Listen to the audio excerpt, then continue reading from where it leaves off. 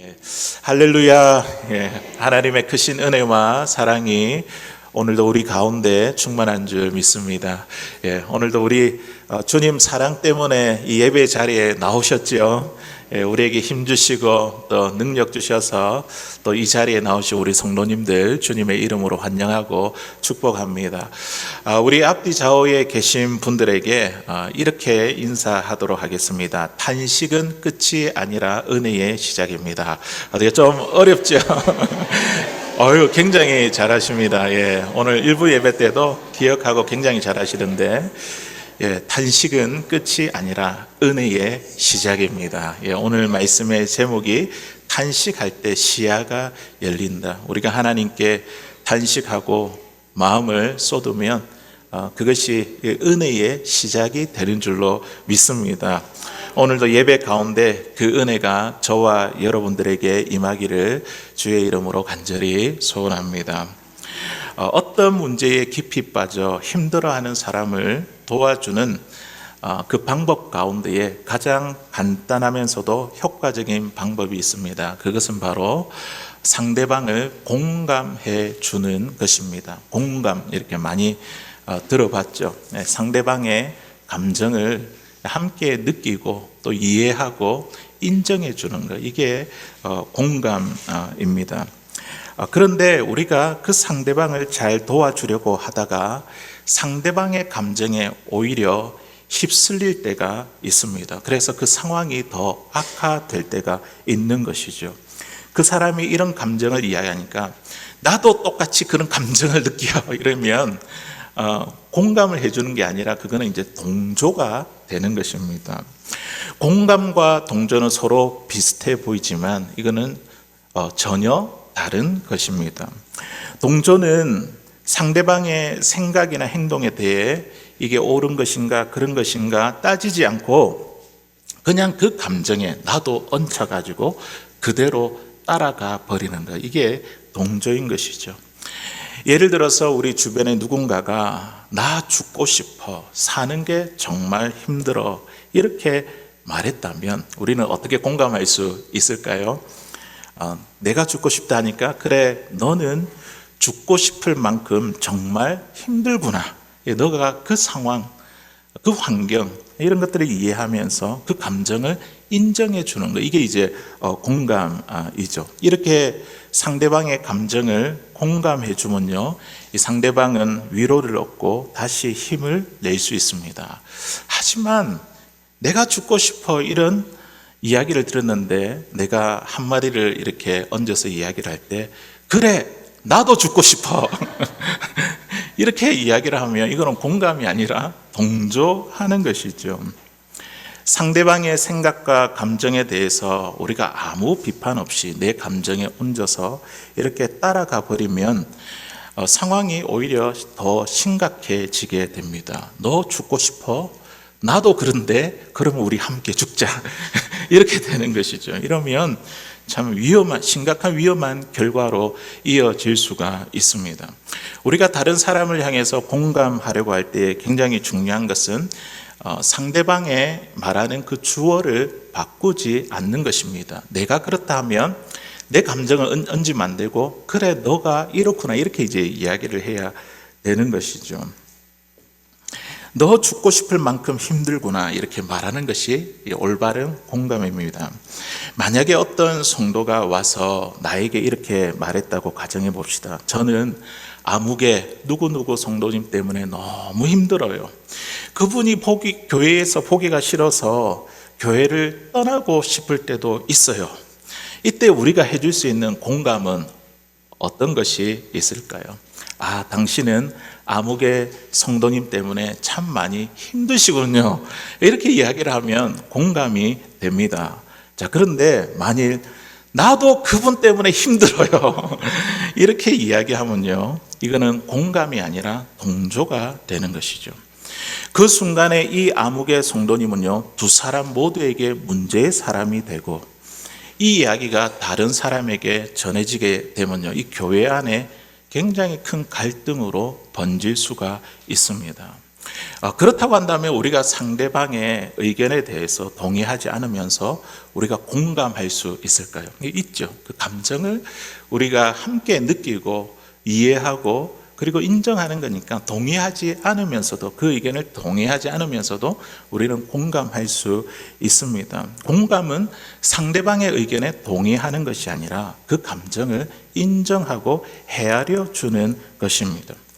상대방의 말에 평가나 판단하지 아니하고 그 사람의 마음을 헤아려 줄 때에 우리는요, 교회 안에서 아니면 가정에서 또 우리가 직장 생활을 하면서 사람들과의 관계 속에서 많은 어려움이 풀려지게 되는 것을 경험하게 될 것입니다. 오늘 본문 속에 나오는 이 욥을 보십시오. 욥은요, 참 많은 위로가 필요한 사람입니다. 그는 엄청난 재산과 사랑하는 자녀들을 모두 다 한꺼번에 잃어버리고 말았습니다. 너무도 슬픈 그는 어떻게 합니까? 땅에 엎드려 눈물을 흘리며 어떻게 해요? 마지막 분에 보니까 하나님께 예배합니다. 우리 2주 전에 말씀을 나눌 때에 참 그 예배에 참 이렇게 힘이 있다, 능력이 있다, 이것을 우리가 말씀을 통해서 이렇게 참 깨닫고 배우게 되었습니다. 고난 가운데 예배하는 것, 하나님이 우리를 위로해 주시고 힘을 주십니다. 그가 예배하게 될 때 무엇을 깨달았습니까? 내가 어디에서 왔는가? 그리고 나는 어디로 가는가?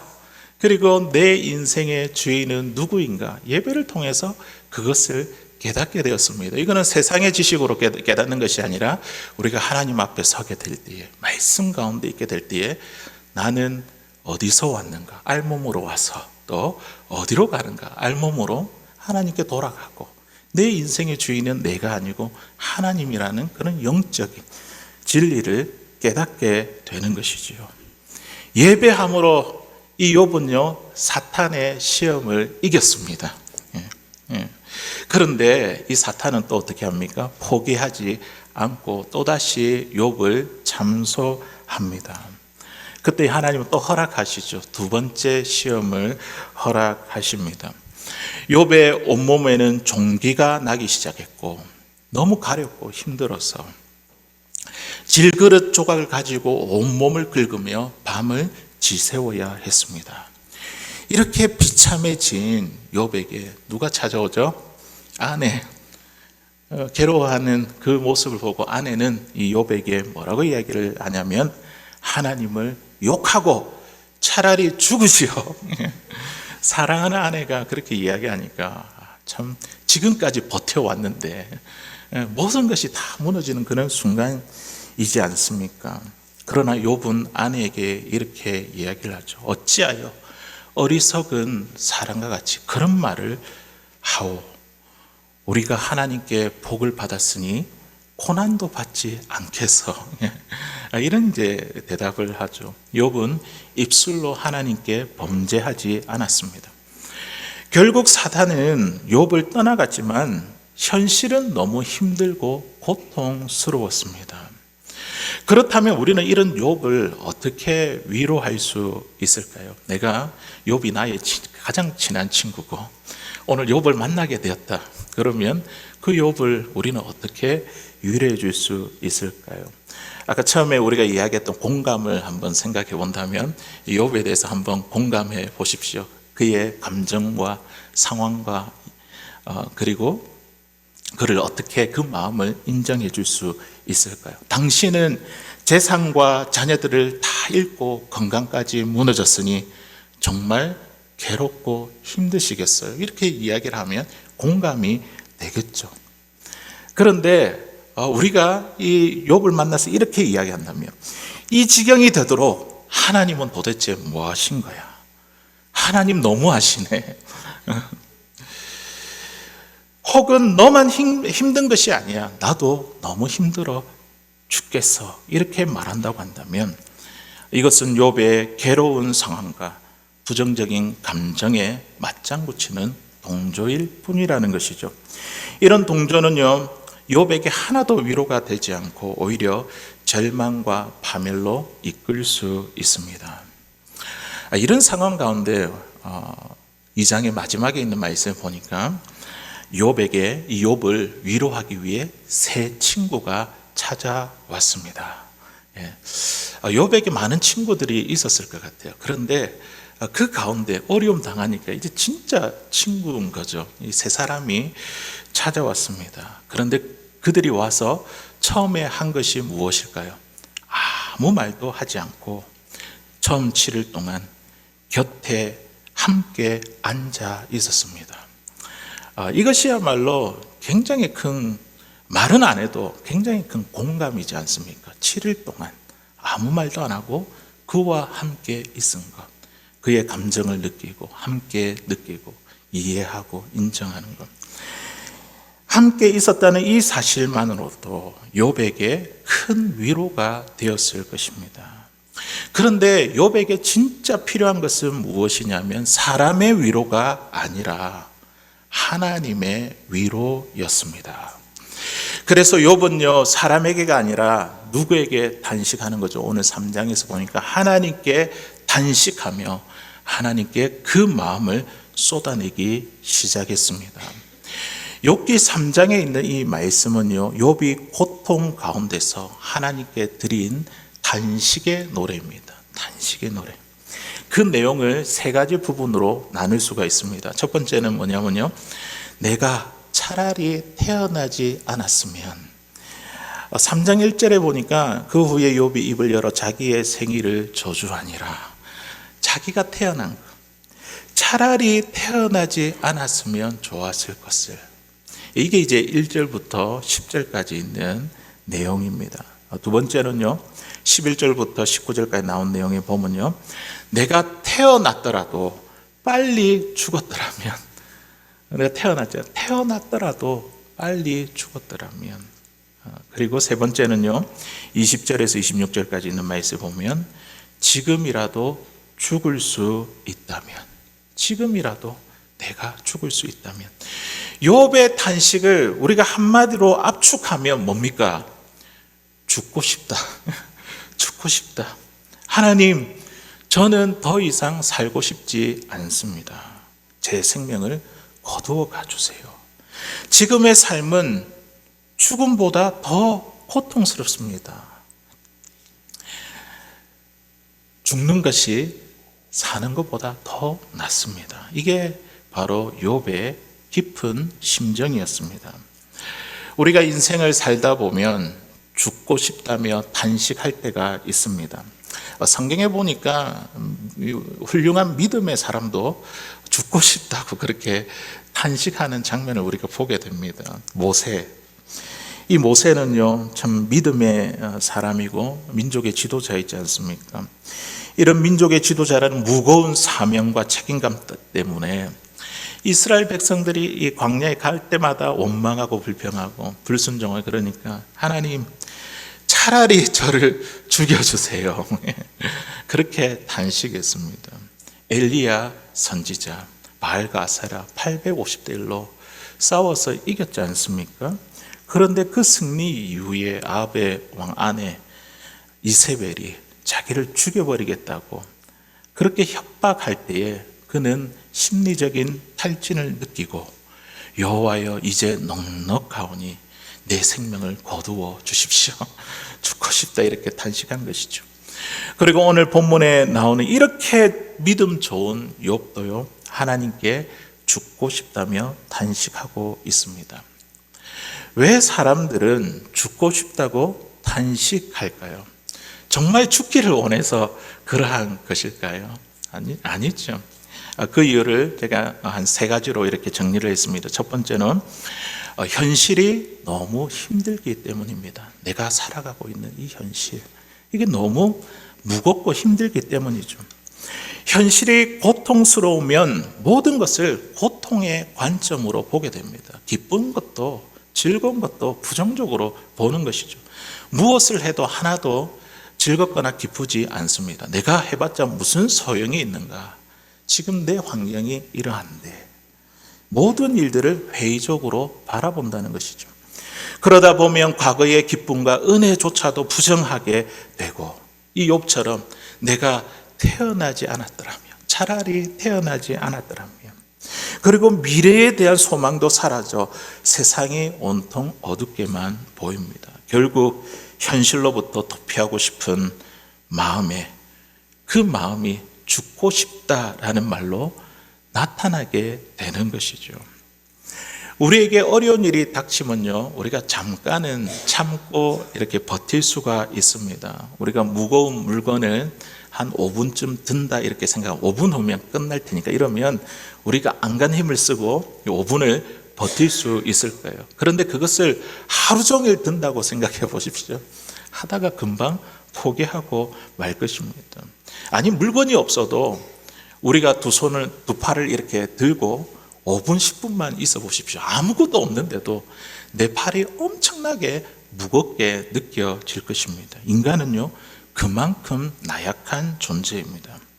그래서 우리는 고통 속에 있는 분들을 보면 내가 생각하기에는 저 정도면 견딜 수 있을 것 같은데 왜 저분은 저런 고통에도 견디지 못할까?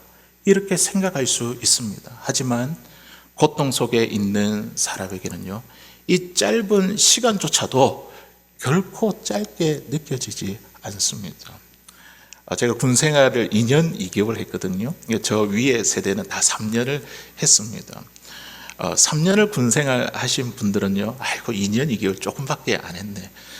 저렇게 짧게 했는데 무슨 군 생활이라고 할 수 있어, 이렇게 이야기를 하죠. 지금은 군 생활 한국에서 몇 년을 하죠? 1년하고 2개월, 한 1년 정도 합니까? 그러면 이 복무를 마친 분들에게는 1년은 정말 아무것도 아닌 것 같이 느껴집니다. 그런데요, 군 생활을 하면요, 진리가 있는데 국방부의 시간은 길다. 예, 그 시간만큼은 엄청나게 길게 느껴지는 거예요. 하루하루가 언제 내가 전역할 것인가. 고통 속에 있는 사람에게는 이 짧은 시간조차도 너무나 길게 느껴지기 때문에 그래서 죽고 싶다는 말이 나오는 것입니다. 두 번째로, 왜 죽고 싶다고 단식을 할까? 죽으면 모든 것이 해결된다고 착각하기 때문입니다. 우리 주변에 그런 분들 많잖아요. 죽으면 모든 것이 해결된다. 정치인도 그렇고요, 또 기업가도 그렇고 죽으면 모든 것이 해결되고 끝난다. 오늘 욥도 죽으면 어떻게 된다고 지금 생각하고 있습니까? 우리 13절에 있는 말씀 우리 같이 한번 읽어보겠습니다. 시작.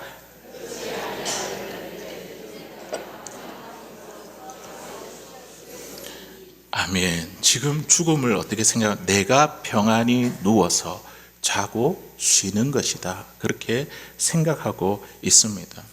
그는 죽으면 더 이상 괴로움이 없고 누구도 자신을 힘들지 않게 한다고 여겼습니다.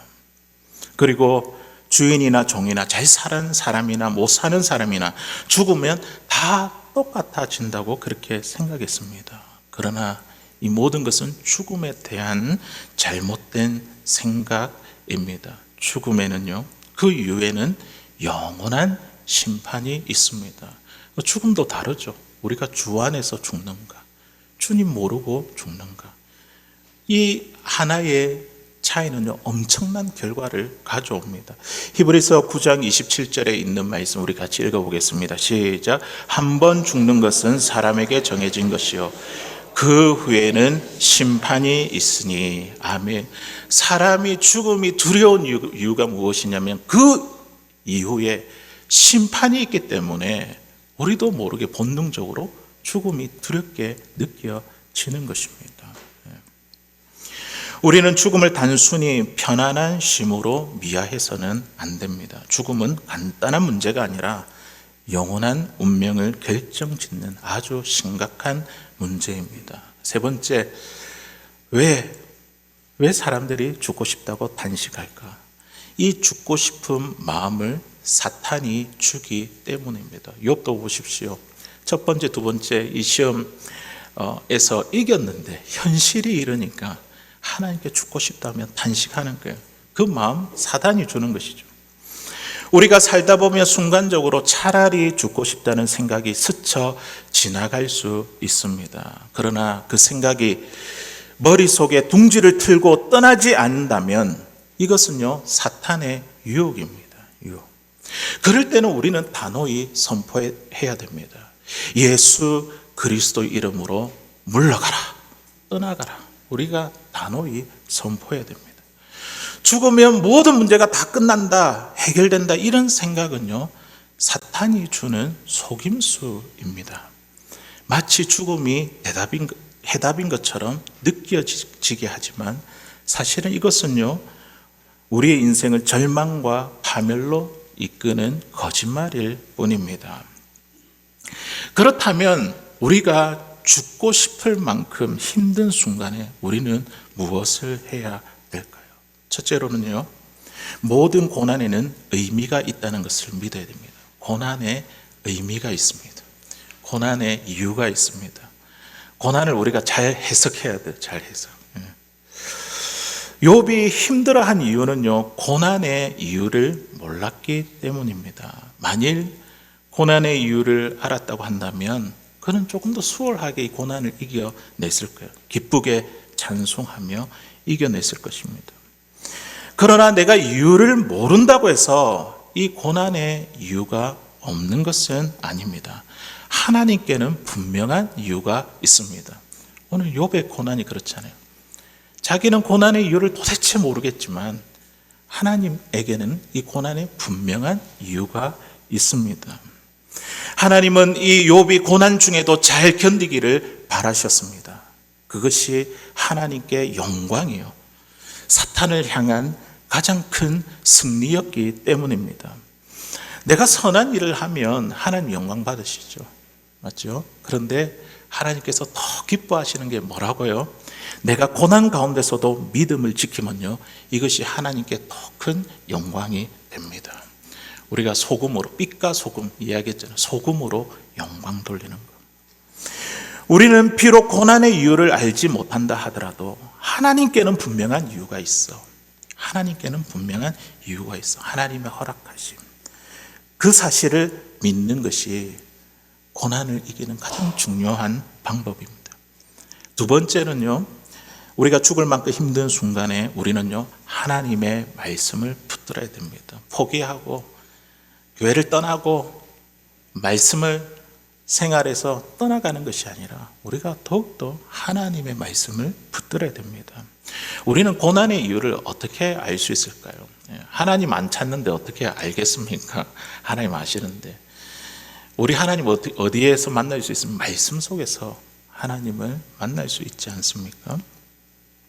그렇기 때문에 우리는 고난 중에 더욱더 말씀을 붙들어야 합니다. 캄캄한 어둠 속에서 번개가 번쩍일 때 어떻게 해요? 그 길이 잠깐 보입니다. 번쩍하면요, 길도 보이고 건물도 보이게 됩니다. 어둠 속에서 번개가 번쩍일 때 잠시 길을 보일 수 있는 것처럼 말씀의 빛이 내 영혼에, 캄캄한 내 영혼에 비치게 되면요, 그 순간 우리는 고난의 의미를 깨닫게 됩니다. 하나님은 왜 욥기라는 성경을 우리에게 주셨을까요? 욥기. 우리가 고난의 때를 잘 견디게 하려는 하나님의 선물입니다. 우리가 말씀을 읽고 묵상하고 그 말씀을 배우다 보면요, 하나님의 뜻을 조금씩 알게 됩니다. 고난의 이유를 조금씩 알게 됩니다. 그리고 그 말씀을 붙들고 기도하다 보면요, 이 고난을 하나님의 관점에서 바라보게 됩니다. 그런 눈이 열리게 됩니다. 그래서 하나님을 원망하지 않게 되며 이 고난을 더 잘 견디게 됩니다. 욥이 고난을 받기 전에 어떤 일이 있었죠? 우리가 욥기 1장에 있는 말씀 보니까 하늘에 천상의 회의가 있었습니다. 고난 받기 전에 회의가 있었죠. 거기에 천사들 그리고 사탄도 거기에 그 자리에 왔습니다. 우리가 이것을 생각해 본다면 고난도 의미 없는 고난이었고 하나님의 허락하신 가운데, 하나님의 뜻하신 가운데 그 고난이 있다는 것이죠. 나는 모르지만 천상의 회의, 이 고난 일어나기 전에 천상의 회의가 있었을 것인데, 하나님의 높은 뜻이 있을 것인데, 그것 때문에 우리는요, 어떻게 해요? 고난 중에 그 하늘을 바라보아야 됩니다. 하나님을 바라보아야 됩니다.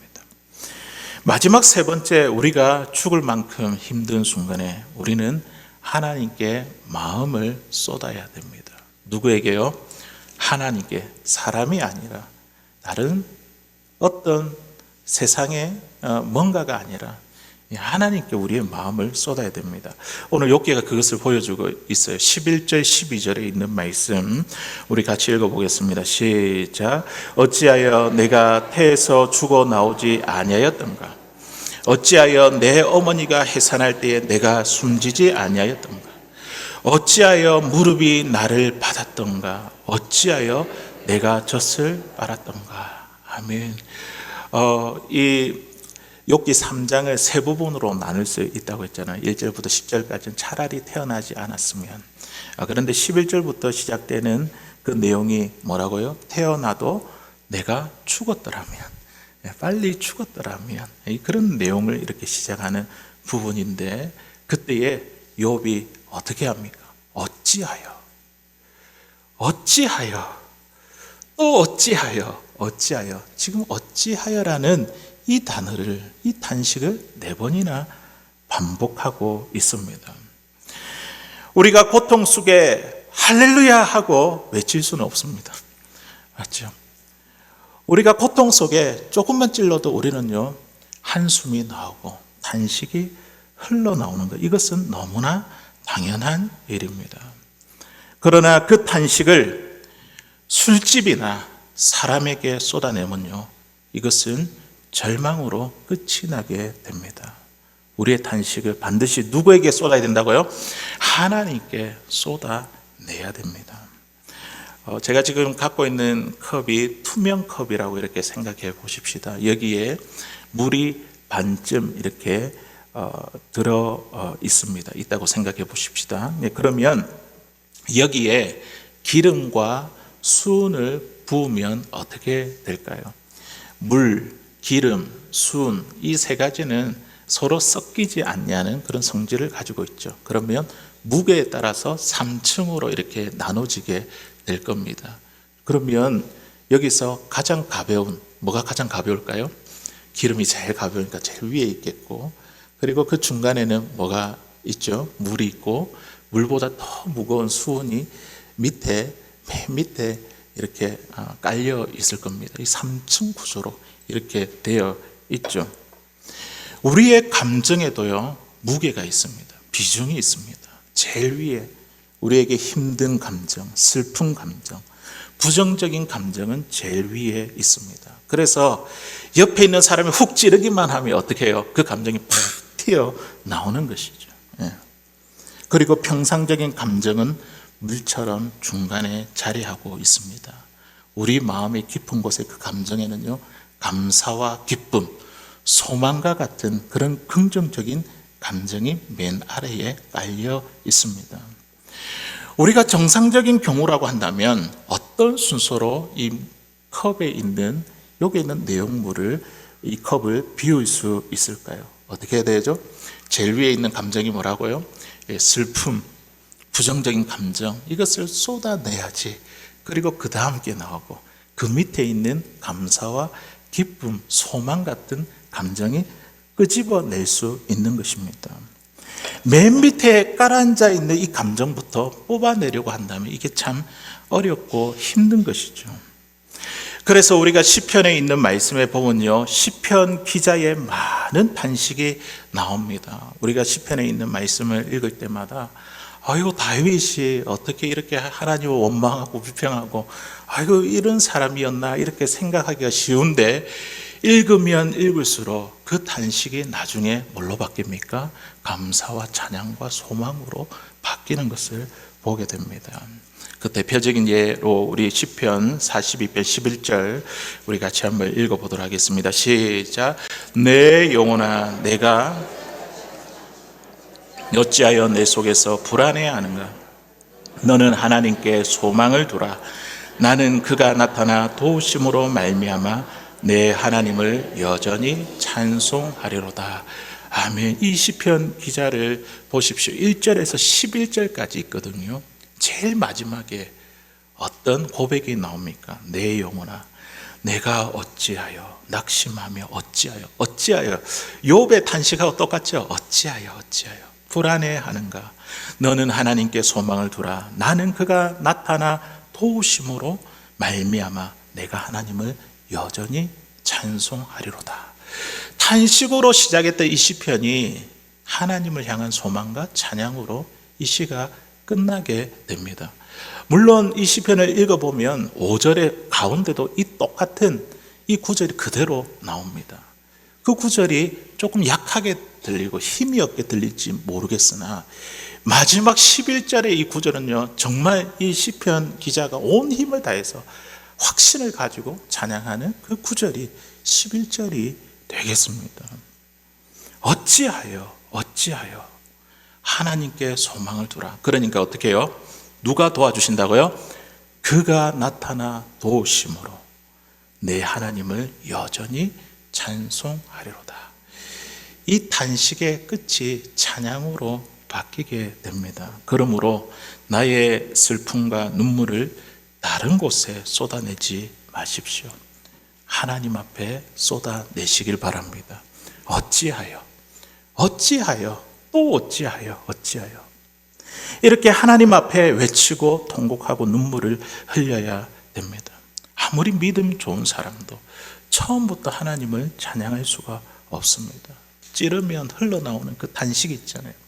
우리의 상한 감정을 하나님께 다 쏟아 부어야 합니다. 그렇게 하나님 앞에 다 쏟아붓고 울다 보면 어떤 일이 일어난다고요? 우리 욥기 3장 17절 19절에 있는 말씀 우리 같이 읽어보겠습니다. 시작.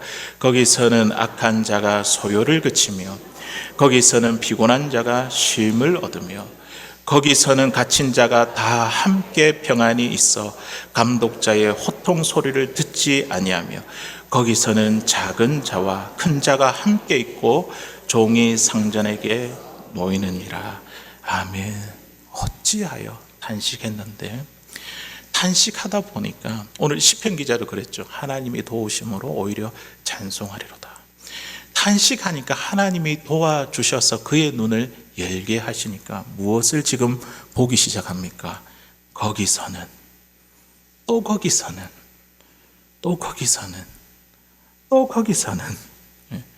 거기서라는 말이 4번이나 반복되어 나옵니다. 그 거기는 어디입니까? 단순히 죽음의 쉼터가 아니라 하나님이 계신 곳, 영원한 본향, 천국을 말하고 있습니다. 하나님 앞에 탄식하면요, 하나님이 우리 눈을 열어주셔서 거기를 보게 됩니다. 그리고 우리는 거기에 대한 기대와 소망이 생깁니다.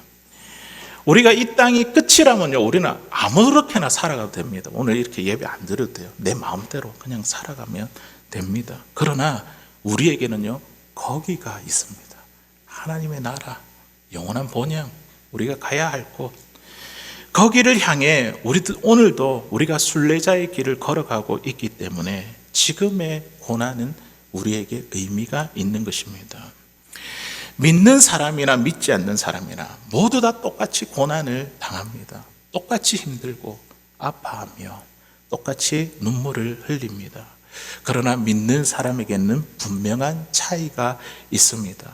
그것은 바로 나보다 나를 더 잘 아시고 나보다 나를 더 사랑하시는 그 하나님이 우리의 고난 가운데도 우리와 함께 계신다는 사실입니다. 고난 중에도 하나님이 함께 하시는 그 하나님이 계시기 때문에 우리의 고난은요, 헛되지 않고 의미가 있는 것입니다. 하나님은 오늘도 이 예배를 통해서, 말씀을 통해서 우리의 고난의 이유를 알게 하시고 또 그 고난을 견딜 수 있는 힘을 우리에게 주십니다. 우리가 고난 가운데 하나님 앞에 어찌하여 그렇게 탄식할 때에 하나님은 비로소 우리의 눈을 열어주십니다. 거기를 향해 열리게 됩니다.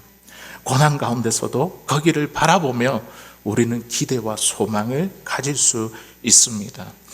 사랑하는 성도 여러분, 우리의 삶은요, 이 땅에서 고난과 탄식으로 끝나지 않습니다. 잠깐이죠, 잠깐. 하나님 나라는 영원하잖아요, 잠깐. 우리는 그 하나님이 계신 곳, 영원한 집, 거기가 지금 저와 여러분들에게 준비되어 있습니다. 그래서 지금의 고난은요, 헛되지 않으며, 그리고 그 믿음을 지킨 자에게 영광의 소망이 있습니다. 오늘도 우리가 있는 그 자리 가운데 하나님께 탄식해서 하나님이 우리의 눈을 열어주셔서 거기를 바라보며 나아갈 수 있는 사랑하는 저와 여러분들 다 될 수 있기를 주의 이름으로 간절히 소원합니다.